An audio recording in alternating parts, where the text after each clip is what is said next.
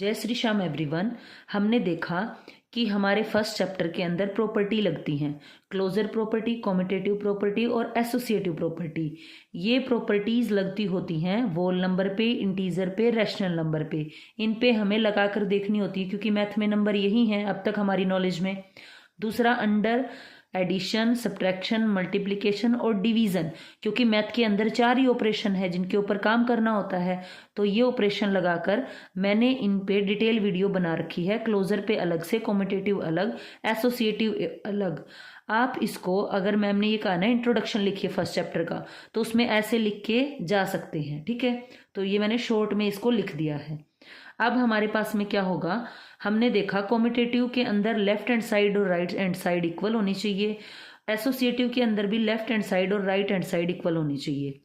इसके अंदर क्या होना चाहिए, जब नंबर को ऐड कर रहे हैं, अगर यहाँ पे हम वोल नंबर ले रहे हैं तो यहाँ पे जो डिजिट आएगी वो भी वोल नंबर आएगी। इंटीजर ले रहे हैं तो यहाँ पे जो नंबर आएगा वो भी इंटीजर्स आएगा, ठीक है।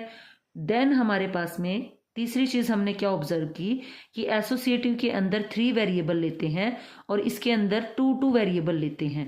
देखो कॉम्यूटेटिव में 2 बार एम आ रहा है, एसोसिएटिव में 2 बार एस आ रहा है। इक्वल के साइन में 2 लाइनें आ रही है ना इधर, तो दोनों को इक्वल, लेफ्ट हैंड साइड और राइट हैंड साइड 2-2 से याद रखना, दोनों साइड को इक्वल प्रूव करना होता है कॉम्यूटेटिव और एसोसिएटिव में, ठीक है।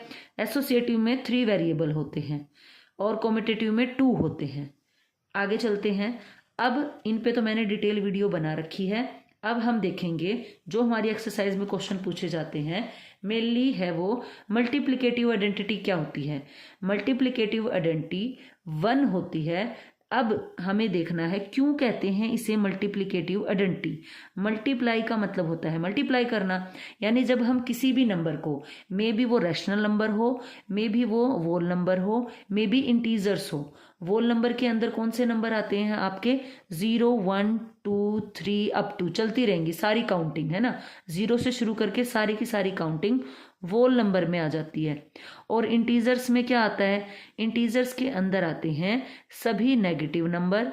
इधर इसका रिफ्लेक्शन डॉट डॉट लगा देते हैं, 3 डॉट लगाने होते हैं। और यहाँ पे हमारे पास में पॉजिटिव नंबर, और 0 हमारा न्यूट्रल होता है। रैशनल नंबर में वो नंबर आते हैं जिनके सिर और पैर दोनों होते हैं। अब क्या इंटीजर्स भी रैशनल नंबर होते हैं? यस, सभी इंटीजर्स रैशनल नंबर होते हैं, बिकॉज इनके अपॉन में हम क्या लिख सकते हैं, 1 लिख सकते हैं। इसीलिए 0 भी एक रैशनल नंबर है, बिकॉज इसका सिर होता है 0 और पैर होता है 1। यानी कि कहने का मतलब है जो p/q की फॉर्म में होते हैं, p 0 हो सकता है लेकिन q कभी भी 0 नहीं होना चाहिए। याद रखने का तरीका है, मैथ में ऐसा कोई जानवर नहीं है जिसके पैर ना हो, ठीक है। मतलब रैशनल नंबर वो होते हैं जिनके पैर भी हों। और सिर कटा हो सकता है ना, आता है ना सिर कटा, सुना होगा कई बार। तो ये हो सकता है कि ये 0 हो ऊपर, लेकिन नीचे सबके इनके 1 होगा। तो सभी इंटीजर्स भी रैशनल नंबर होते हैं, सभी वोल नंबर भी क्या होते हैं, इंटीजर्स होते हैं। तो ये एक दूसरे के रिलेट करते हैं। इनका सेट छोटा होता है, इनका बड़ा, रैशनल नंबर का और भी बड़ा हो जाता है। इसके बीच में 0 और 1 के बीच में क्या आएगा, हाफ भी आएगा, है ना। तो इस तरीके से क्या होते हैं, इनके बीच के नंबर भी इसमें होते हैं, तो रैशनल नंबर का सेट और बड़ा हो जाता है। अब आते हैं मेन पॉइंट पे। मल्टीप्लिकेटिव आइडेंटिटी हमारे पास में 1 ही क्यों होती है? मल्टीप्लिकेटिव का मतलब होता है मल्टीप्लाई करना। जब हम किसी भी नंबर को, मे बी वो वोल नंबर हो, इंटीजर हो, रैशनल नंबर हो, जब हम उसको मल्टीप्लाई करते हैं 1 से, तो वही नंबर आ रहा है। तो नंबर ने अपनी आइडेंटिटी नहीं खोई, अपनी पहचान नहीं खोई। 3/2 3/2 ही रहा 1 से मल्टीप्लाई होने के बाद भी। इसीलिए 1 मल्टीप्लिकेटिव आइडेंटिटी होती है, यानी कि एक ऐसा नंबर जिसको हम मल्टीप्लाई करते हैं किसी भी नंबर से, और हमारे पास में नंबर ने अपनी पहचान नहीं खोई, अपनी आइडेंटिटी नहीं खोई। अगर वो रैशनल नंबर था तो रैशनल रहा, अगर वो वोल नंबर या इंटीजर था तो इंटीजर ही रहा। इसीलिए 1 को मल्टीप्लिकेटिव आइडेंटिटी कहते हैं। एडिटिव आइडेंटिटी क्या होती है? 0। क्यों जीरो को ही एडिटिव आइडेंटिटी कहते हैं? इसको एडिटिव क्यों नहीं कहा? क्योंकि अगर ऐड 1 को करेंगे तो उस पर फर्क पड़ेगा, 3/2 अपनी आइडेंटिटी खो देगा, यानी वो सेम नहीं रहेगा। एडिटिव आइडेंटिटी होती है जीरो, जिसको एडिटिव मतलब ऐड करें किसी भी नंबर में। नंबर हो सकता है आपका वोल नंबर, इंटीजर या रैशनल नंबर, तो वही नंबर आ रहा है। यहाँ पर ये 3 था, 3 ने जीरो के साथ ऑपरेशन लगाया, देन उस किसका? एडिशन का, तो उसने अपनी पहचान नहीं खोई, वो 3 ही रहा। 1/2 एक रैशनल नंबर है, उसमें भी जीरो को ऐड किया गया तो वो 1/2 ही रहा, तो नंबर ने अपनी पहचान नहीं खोई इस ऑपरेशन किसके साथ करने के बाद भी? जीरो के साथ में।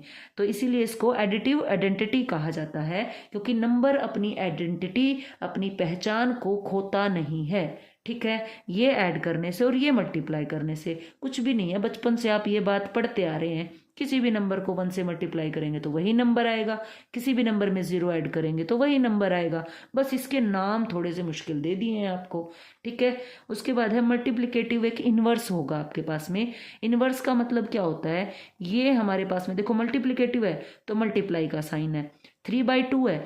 इनवर्स, इनवर्स का मतलब क्या होता है? उल्टा कर देना। 3/2, सिर को पैर और पैर को मान लो ये पैर हो गए और सिर का बना दिया, उसका सिर नीचे बना दिया भाई। ठीक है, तो उल्टा कर दिया उसको, ये होता है आपका इनवर्स। ठीक है, तो 3/2 का 2/3 कर दिया, और जब हम इसको काटेंगे ना तो आंसर 1 आ जाएगा हमारे पास में। तो ये क्या हो जाएगा? मल्टीप्लिकेटिव इनवर्स हो जाएगा। कई बच्चों के दिमाग में चल रहा होगा ये काट दिया सारा तो जीरो बच गया, 1 कैसे बच जाता है?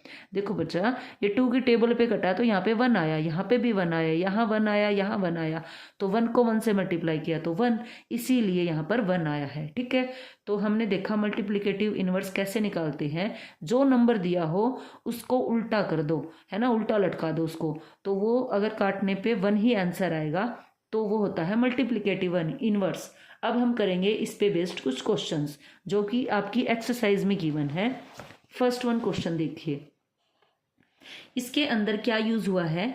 1 यूज हुआ है, इधर भी 1, बीच में इक्वल का साइन है। मान लो इसको ए मान ले, या कोई भी नंबर है, ये कौन सा नंबर है भाई? रैशनल नंबर है, इसके सिर भी हैं और पैर भी है, p/q की फॉर्म में दे रखा है। 1 से मल्टीप्लाई कर रहे हैं, 1 क्या है? क्या है? Multiplicative identity. तो जब हम इसको नंबर को मल्टीप्लाई कर रहे हैं तो वही नंबर आ रहा है। एक बार इस पे हाथ रख लो, इसको मल्टीप्लाई कर रहे हैं तो ये आ रहा है, इस पे रख लो, इसको मल्टीप्लाई कर रहे हैं तो ये आ रहा है। तो इस नंबर ने अपनी पहचान नहीं खोई 1 से मल्टीप्लाई होने के बाद भी, इसीलिए यहाँ पर कौन सी क्या लगाई है? प्रॉपर्टी लगी हुई है, मल्टीप्लिकेटिव आइडेंटिटी। ठीक है, इसको डिटेल में भी करेंगे। इसमें देखो ये है, ये इससे मैच कर रहा है, ये इससे मैच कर रहा है ना। तो क्या हुआ? कोई नंबर ऐसे था और उसको ऐसे कर दिया, ऐसे वाले नंबर को ऐसे। और ऐसा किसके अंदर होता है? कॉम्यूटेटिव प्रॉपर्टी के अंदर होता है कि रोलिंग होती है। जैसे बच्चों की क्लास में रोलिंग होती है ना, आज ए पे आगे बैठा है, इधर जाके बी आगे बैठ गया। तो कॉम्यूटेटिव प्रॉपर्टी कुछ ऐसी होती है जैसे आपकी क्लास में रोलिंग होती है, जो पहले आगे बैठा था वो पीछे बैठ जाएगा, पीछे वाला आगे। तो वह ये कौन सी प्रॉपर्टी होगी? कॉम्यूटेटिव प्रॉपर्टी हो गई। अब यहाँ पे देखो ये नंबर है, इसका ये सिर हो गया, ये पैर हो गया, ये उल्टा कर दिया, पैर ऊपर चले गए, सिर नीचे चला गया, इनवर्स कर दिया उसका, काटेंगे तो 1 आ गया। तो कौन सा हो गया? ये मल्टीप्लिकेटिव इनवर्स हो गया। ठीक है, उसके बाद है tell what property allows you to compute 1/3 multiply 6 multiply 4/3। अब देखो कितने नंबर है इसके अंदर? 1 2 3, और इसके अंदर भी 1 2 3। तो क्या कहता है ये? Tell what property allow you to compute. इसको कंप्यूट करने के लिए, इसको करने के लिए क्वेश्चन को कौन सी प्रॉपर्टी यूज कर रहा है ये? तो ये कर रहा है, अगर हमारे पास में ABC यूज हो रहा है तो associative property. The product of 2 rational number is always a dash. ये कहता है प्रोडक्ट कर दे 2 रैशनल नंबर की तो वो हमेशा ही क्या आएगा? एक रैशनल नंबर आएगा। इस चीज को हम प्रूव करके देखेंगे। चलें अभी क्वेश्चंस को सिंप्लीफाई कर। तो पहले क्वेश्चन में हमारे पास में क्या यूज हुआ है, कोई नंबर है जो कि क्या है, एक रैशनल नंबर, उसको 1 से मल्टीप्लाई कर रहे हैं। 1 क्या है, मल्टीप्लिकेटिव आइडेंटिटी, यानी कि इस नंबर ने जब 1 से मल्टीप्लाई किया तो 4/5 का आंसर 4/5 ही रहा। इसने एक साथ छोटा बनाने के लिए कर दिया, ये इसको अलग अलग भी कर सकता था, ये इज इक्वल टू ये, फिर इस पे हाथ रखेंगे, इसको मल्टीप्लाई किया तो ये आ गया। ठीक है, तो इसको ऐसे सोचो। अब इसके अंदर कौन सी प्रॉपर्टी लगी है फिर बताओ, मल्टीप्लिकेटिव आइडेंटिटी। तो यहां पर लिख दीजिए 1 क्या है, 1 इज मल्टीप्लिकेटिव आइडेंटिटी। ठीक है, आगे चलते हैं। अब यहां पर क्या है, इसको मान लो हम पूरे को a मान ले और इसको b मान ले, तो a multiply by b is equal to b multiply by a। दो वेरिएबल यूज हो रहे हैं तो इक्वल का साइन है, तो कौन सी प्रॉपर्टी थी ये, तो हम लिखाएंगे दिस इज, कौन सी प्रॉपर्टी है, this is commutative property under multiplication. किसके अंडर है ये, मल्टीप्लिकेशन के under.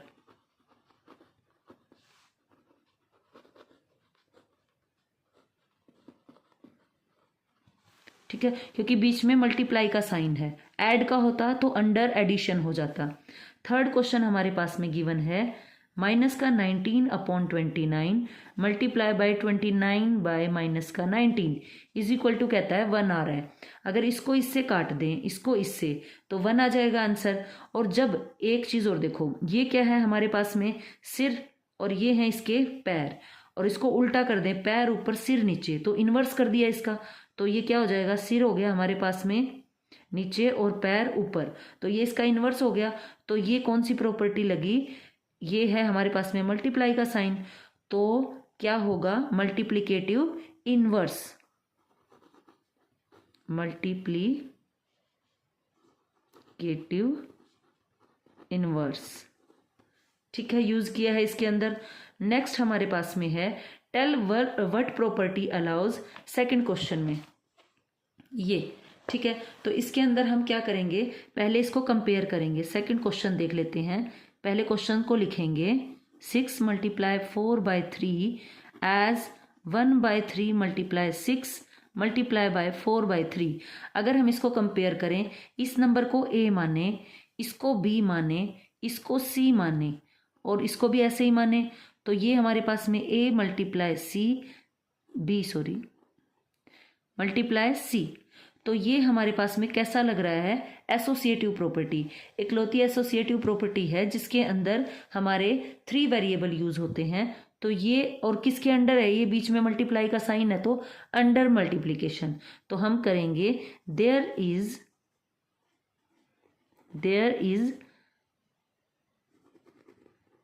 Associative property under multiplication. तो ये थे आपके क्वेश्चन। Thank you. अगर आपको वीडियो पसंद आई है तो please like, share and subscribe.